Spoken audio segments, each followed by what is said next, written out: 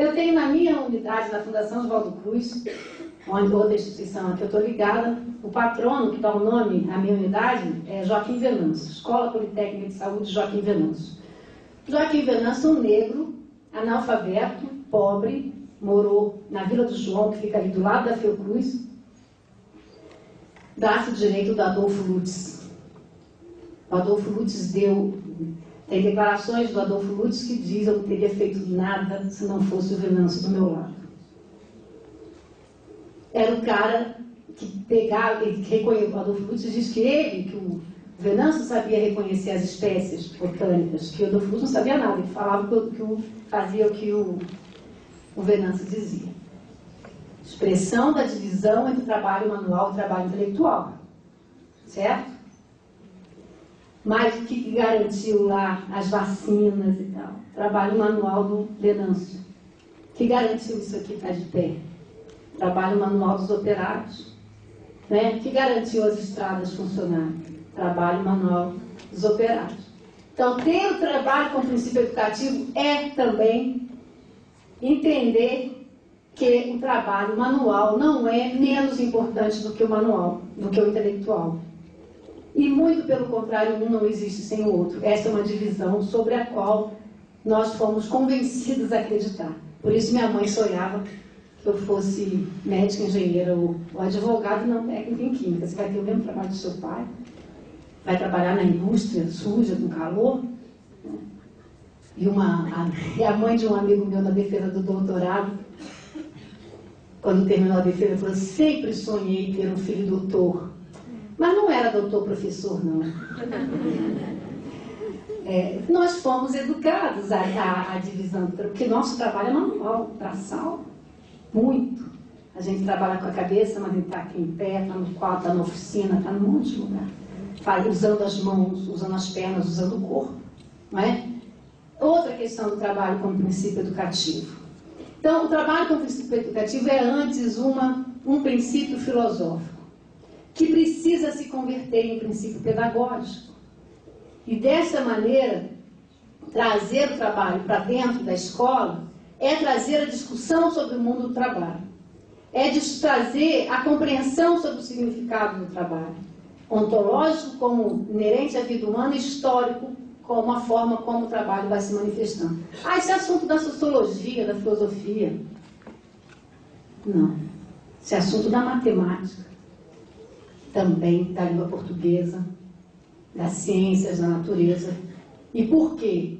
Porque não existe trabalho em abstrato. O trabalho só existe porque você tem a natureza para transformar. Produz conhecimento sobre a natureza. Física, química, biologia. Trabalho só existe se alguém se dispõe a criar um texto literário. Ali, o produto de um trabalho. Então, isso não é porque é um produto, uma obra cultural, literária, etc., que não é trabalho. Né? Então, a questão do trabalho não é assunto para a filosofia, para a sociologia, para discutir o que é o trabalho. É assunto de todo o currículo. Do ponto de vista de como nós podemos compreender o conhecimento científico, ou o conhecimento, o conteúdo de ensino, enfim, aquilo que a escola vamos ensinar, do ponto de vista da produção da existência humana. Que quer dizer pensar que todo conhecimento é histórico e foi produzido a partir de uma necessidade da sociedade. Pelo trabalho humano, objetivamente, pessoas que trabalharam, e porque o conhecimento se produz porque a humanidade foi sendo capaz de apreender de cada problema que colocou sobre a sua realidade e agiu sobre ela, trabalhando, produzir conhecimento. Daí que nós dizemos que o trabalho é princípio educativo, princípio de formação humana. Isto é anterior a pensar o trabalho como princípio pedagógico. Como princípio pedagógico, você poderia dizer, aprender fazendo. Vamos para a oficina e vai lá aprender a fazer do jeito, vai pegar na madeira, vai cortar, vai aprender. Isso ainda é o trabalho como princípio pedagógico. Ele passa a ser, o trabalho com a madeira, por exemplo, passa a ser também princípio educativo quando, além de aprender a cortar um pedaço de madeira, fazer uma cadeira, o que for, aquela madeira pode ser compreendida como um objeto, um produto da natureza humana. Ela tem uma composição físico-química. A gente no ensino fundamental não vai discutir isso, mas lá para frente vai. O trabalho passa a ser princípio educativo quando?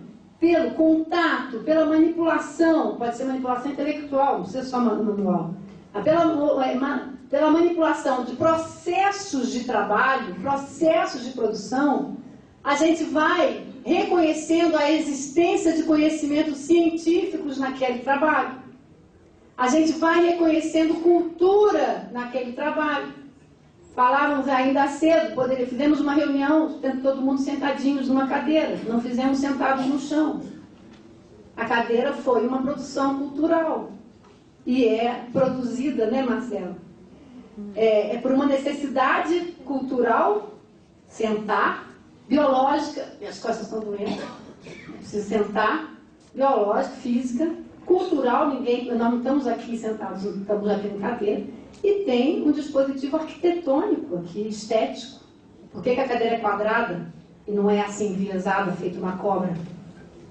Tem uma dimensão estética ali, que é a expressão de uma cultura, de uma forma de representar esteticamente a realidade, enfim, o objeto. O trabalho é princípio educativo nisso tudo. Se a gente reconhece que trabalho é produção humana. Então, em cada processo de trabalho, temos condensado conhecimento científico, cultura, vida social, vida histórica. Então, ter o trabalho como princípio educativo não é possível pensar nos conhecimentos, transmitir conhecimentos, sem fazer ligação com os processos produtivos que deram origem a esses conhecimentos ou que esses conhecimentos possibilitam existir. E curioso, os nossos estudantes vivem isso corporeamente, porque trabalham em algum lugar com alguma coisa, não é? Mas o trabalho para eles é sempre o meio, está sempre entre o meio de vida e o meio de morte, né? É o trabalho, é o sacrifício, aquilo que é obrigação, não tem jeito, tem que fazer, etc. É a escola, vai para a escola, como se deixasse lá, não. Se nós, como educadores, conseguirmos incorporar no currículo a dimensão do trabalho como princípio educativo, ao ponto de sermos capazes, a partir das nossas áreas de conhecimento, dialogarmos com os sujeitos, estudantes, o fato de que o trabalho que ele realiza é pleno de conhecimento científico e de cultura, temos aí o trabalho como princípio educativo no currículo integrado. E desta maneira, também pensar no trabalho como emprego. Ele está inserido no mercado de trabalho ou não, ou está desempregado, né? Ou faz bico, ou é o trabalho precário, mas é assim que ele produz a sua existência. E está pleno de conhecimento, né? De conhecimento também, até no fato de estar desempregado. E isso é trabalho com princípio educativo. Porque estar empregado, desempregado, que eu queria falar, não por acaso, ou não porque é humilhante, ou não porque é preguiçoso, ou porque não sabe ou é incompetente. Está desempregado porque as relações sociais concretas fizeram com que postos de trabalho desaparecessem, ou porque as relações sociais sempre exigiram exigem que algumas pessoas, um grupo de pessoas seja desempregado para manter salário no patamar dado. Está pleno de coisa. O trabalho de uma pessoa pode ter conhecimentos de toda a natureza, das ciências, uma redundância inferida agora, das ciências da natureza, das ciências sociais, das linguagens, da estética, da ética e assim por diante. O trabalho, como ontologicamente, o meu trabalho de mãe, aprende isso. Hoje, eu ser mãe e dou jornada tripla, né, como professora e trabalhadora, que vem de sua força de trabalho, e trabalhadora do lar, isso é uma realidade cultural relativamente recente, né? São as nossas alunas aqui. E que também voltar para a escola num determinado momento tem a ver com a sua relação de trabalho. Então, a questão se manifesta do ponto de vista filosófico e sociológico também, mas em todos os campos da ciência. Então, em todos os campos do conhecimento. E nesse sentido, compreender essa relação intrínseca entre trabalho, ciência e cultura. Do ponto de vista do currículo, da organização curricular, não consigo enxergar, são 8 horas. Do ponto de vista da organização curricular, o que nós temos discutido, e tem textos por aí que vocês vão ler, vão ler ou não, né? Se gostarem do meu trabalho, podem ler mais ou menos, se interessar mais ou menos. O que a gente propõe que o currículo seja organizado tendo algum núcleo motivador da reflexão e da prática do trabalho. Por exemplo, na educação profissional, no currículo da formação inicial continuada, nos cursos técnicos, o próprio processo de produção para o qual aquele curso está sendo, para qual aquele curso existe, né? Por exemplo, a marcenaria é o caso, né? Na formação do marceneiro, aquele processo de produção, ele já é objetivamente uma motivação para se pensar e se realizar essa dimensão, esse princípio educativo do trabalho. Agora, vou usar nas nossas conversas hoje pela tarde, né? Que a gente falava, como é que a vida é tão corrida e também pouco pensada, até porque nós não fomos, talvez não tenhamos sido tão formados assim, dificilmente a gente pensa, não sei, dificilmente, perdão, mas assim, podemos, como falávamos hoje pela tarde, entrar numa marcenaria e nunca refletir sobre a dimensão cultural daquele trabalho, né? Porque antigamente o meu avô tinha uma escrivaninha que fazia assim, ou tinha uma arca onde guardava as coisas de madeira, e hoje não se tem mais isso. O que isso tem a ver com marcenaria? Tudo a ver. Deixou-se de produzir arcas para produzir outra coisa, não sei o que, mas deixou de... Móvel de notebook. O rack de notebook. Então, tem cultura naquilo, né? Então, tem o que a gente falava, e vocês vão encontrar isso se conversarem mais sobre a questão do próprio trabalho, nos cursos de formação profissional, isso se manifesta muito explicitamente. A questão é tirar desta materialidade que é o trabalho, dentro desse curso, tirar no sentido de usufruir, né, fazer crescer, nascer, os próprios conhecimentos e práticas curriculares, pedagógicas que vão ser desenvolvidos dentro da escola. Que pode ser, as práticas, as estratégias metodológicas são inúmeras. Podem ser fazer provocar discussões, problematizações, projetos. As práticas, as estratégias metodológicas são inúmeras. Mas o que a gente procura no currículo integrado é, a partir da dimensão concreta do trabalho, seja existindo mesmo uma formação técnica no currículo, como é o caso da marcenaria que vocês, ou até não, mas a partir da prática concreta de produção do trabalho, perguntar o que é isto, do ponto de vista produtivo, do ponto de vista histórico, do ponto de vista cultural, do ponto de vista científico. E a partir de então, buscar no conhecimento, na ciência sistematizada, os fundamentos desse processo de produção. Quando a gente não tem a presença de uma formação objetivamente para o trabalho nos currículos, é um problema, a gente discutia hoje, é mais difícil, pode ser mais difícil, pode não ser, enfim, é um outro tipo de questão. De toda maneira, o que não dá, não é ignorarmos aquilo que começou, deu origem a iniciar a minha fala, que os nossos sujeitos educandos trazem um trabalho dentro deles quando entram em sala de aula.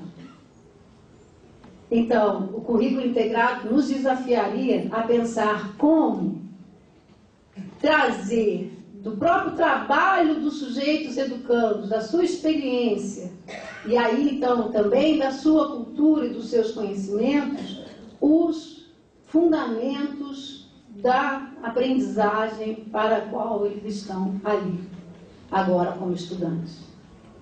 Então, o trabalho é princípio educativo, filosoficamente, mas também pedagogicamente, porque dá vida histórica, cultural ao conhecimento, que na escola tradicional chega como uma abstração, desenvolvida pelos cientistas de algum lugar. Meu irmão falava, se eu soubesse quem inventou a matemática, eu matava. Porque é uma coisa que distante não tem. E quando dos nossos alunos também, eu vi isso na escola, não tem a menor ideia, esqueci tudo. Pela distância. Mas não é um sentido só, e falarmos hoje, não é a mesma coisa que contextualizar. Vamos ver aqui na sua comunidade como uma coisa acontece, como é que as pessoas usam os móveis aqui. É uma contextualização e é interessante, mas é para além disso. Isto como buscando fundamentos do que é propriamente processo produtivo, do que é o mundo do trabalho, do que são as relações e a cultura produzida a partir de então. Se a gente se dispõe a pensar sobre isso, a relação com os conhecimentos escolares vai aparecendo.